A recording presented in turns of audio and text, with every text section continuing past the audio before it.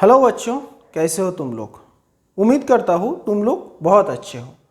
चलो आज एक टेक्स्ट का पढ़ा रेडी करेंगे। आज इस वीडियो में तुम लोगों को ब्लैक एरोप्लेन जो स्टोरी है उसका समरी और एनालिसिस करेंगे।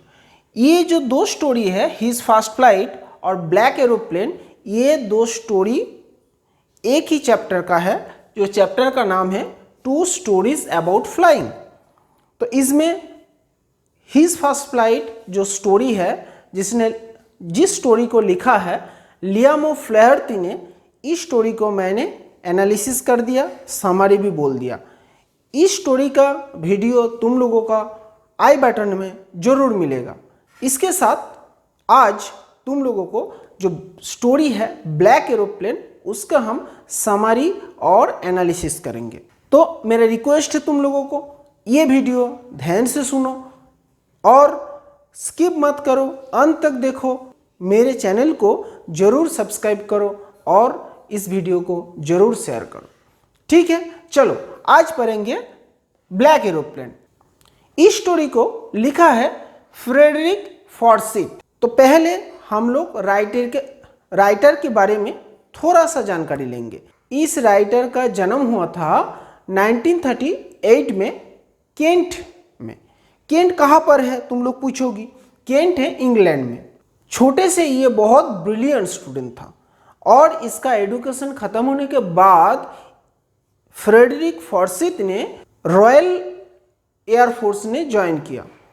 उसके बाद उसने मिलिट्री जॉब छोड़ने के बाद उसने जर्नलिज्म में ज्वाइन किया और जो फेमस कुछ क्राइम थ्रिलर है उसने लिखा है। उसका बहुत सी स्टोरी मूवी बनाया गया है, तो वो अभी तक जिंदा है। तो चलो हम लोग डायरेक्ट स्टोरी में चले जाते हैं। ये स्टोरी बहुत इजी है और बहुत छोटा भी है, और ये स्टोरी का जो वर्णन है ये राइटर ने खुद बोल रहा है, क्योंकि वो खुद एक पायलट था, एयरफोर्स में काम किया था। शायद ये उसका पर्सनल एक्सपीरियंस है, और पर्सनल एक्सपीरियंस बहुत मायने रखते हैं। तुम लोग भी जानते हो, क्योंकि तुम लोगों के साथ भी कुछ एक्सपीरियंस हो गया तो तुम लोग कभी नहीं भूलते हो। कहानी का नाम है ब्लैक एरोप्लेन। तो ब्लैक एरोप्लेन एक्चुअली नहीं होता है। एरोप्लेन का कलर कभी ब्लैक तुम लोगों ने देखा है? नहीं देखे हैं। क्यों ब्लैक बोल रहा है इनको? और सच में क्या ब्लैक एरोप्लेन है? ये इस स्टोरी में तुम लोगों के मन में प्रश्न आएगा, क्या सही में ब्लैक एरोप्लेन है या नहीं। चलो, the writer here describes his short experience about flying. क्या है, राइटर ने फ्रांस से एक बार इंग्लैंड जाना चाहता था, इसीलिए उसका जो ओल्ड डाकोटा प्लेन है जिसका नंबर है DS-088, इस प्लेन को लेकर उसने फ्रांस से उड़ान भर लिया।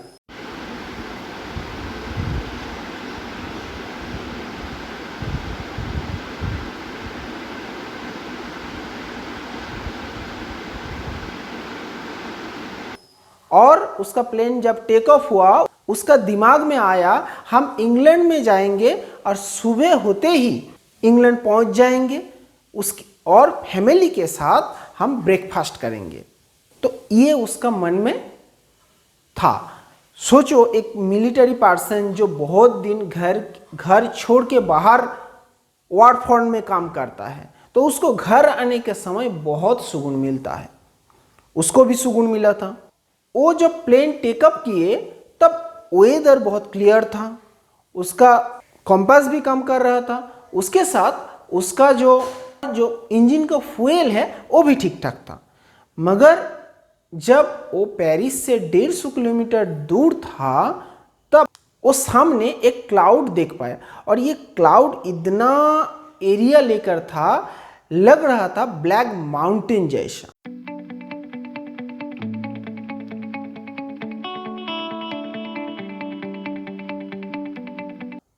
तब दिमाग में आया वो उस क्लाउड को अवॉइड करके जा सकता है नॉर्थ और साउथ साइड में, मगर वो जा नहीं सकता है क्योंकि उतना फ्यूल नहीं है। उसके सामने दो काम है, एक काम पेरिस में लौट जाना और उसको उस क्लाउड के अंदर ही जाना।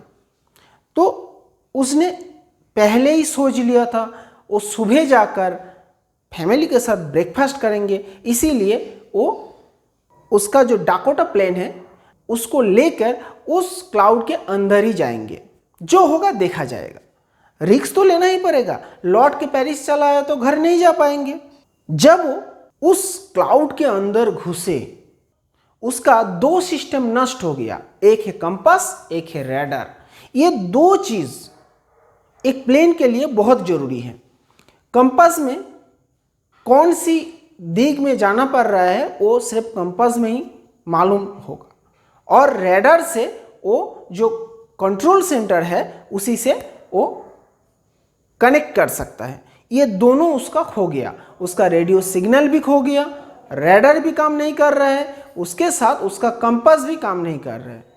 इसके साथ और एक डेंजर उसके ऊपर मंडराने लगा। क्या है? उसका जो फ्यूल है वो भी कम होने लगा।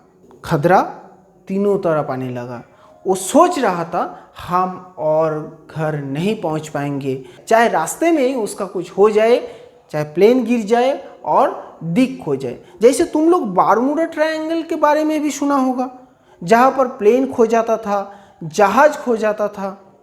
वो सोच रहा था ऐसा ही कोई चीज़ है, मगर कुछ समय के बाद वो देख पाया उसके सामने एक प्लेन है, और उस प्लेन का जो दो विंग है, उस विंग में लाइट नहीं है। बिना लाइट के वो प्लेन उसी के पास जा रहा था, और वो गैर से देखा उसी प्लेन का जो पायलट है उसी को उसने देख पाया।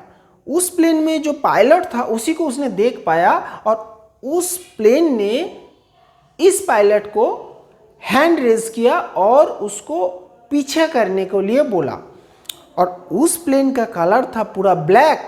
जब उस ब्लैक एरोप्लेन का पायलट ने उसको फॉलो करने बोला, तब तो इसका कोई कंपास नहीं काम कर रहा था, रडार नहीं काम कर रहा था, और फ्यूल भी कम था।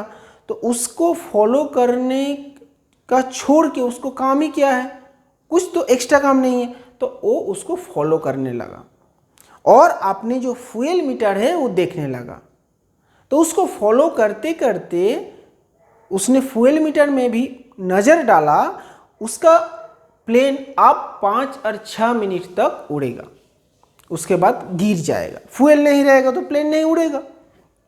तब कुछ टाइम के बाद उसने एक लॉन्ग रनवे देखा। तो रनवे क्या होता है? जहाँ पर प्लेन लैंड करता है। तब वो थैंक गॉड बोला और अपने प्लेन को लैंड करा दिया।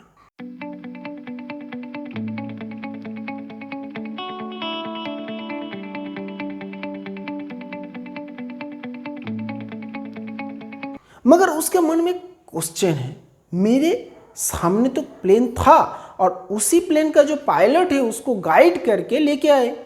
वो साथों साथ कंट्रोल रूम में चला आया।